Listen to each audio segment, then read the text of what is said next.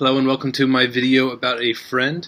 Today I'm going to tell you about an encounter that actually happened yesterday, and it happened with my closest friend and my fiance, Cassandra McCarthy, soon to be Cassandra Curry, which is pretty crazy. But as you may know, planning a wedding can be very difficult, and men can be total idiots at times. And so I was a bit of an idiot yesterday and caused a lot of strife, caused a lot of division between my fiance and myself. And so we had some division that needed reconciliation. There was quite a bit of hostility kind of on both ends, and it was one of those that needed reconciliation. And by the grace of God, that did happen. And it's interesting that if God has created these friendships to be deep and interwoven, interconnected with one another, that's what we're supposed to be like, and that is supposed to come to a fruition or a completion.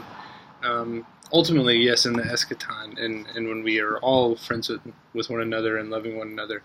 But here on earth, before the eschaton, we have that in a most extreme sense with our significant other, with our spouse. And Cass being my future spouse, it's a really painful process when your deepest friend is the one having the deepest amount of hostility with you, and vice versa.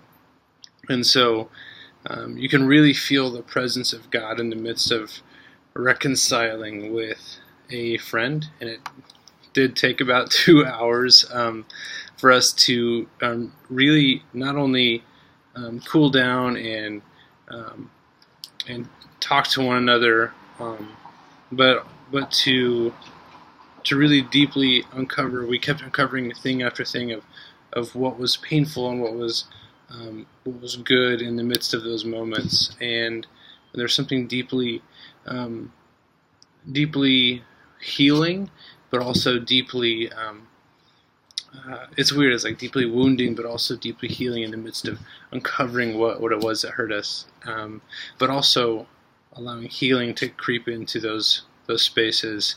And so it wasn't just what hurt us, but it was how we can do better, how I can do better, and how we can move forward together, not as two individuals wanting to get their own way, or one individual wanting to get his own way or think what he thinks, even though it's really silly at times, but moving forward together in love, in the love of God for one another, but also in love with one another as human beings. So I believe that the Spirit was present in that moment, and that through moments like that, we can both feel the love of God. We can also feel frustration and like the effects of sin. Definitely, I can feel the effects of my sin, but through the grace of God, we can feel the love of God through reconciling our relationships as friends in those moments. So it was good. It's painful. Glad it's over, but it was good.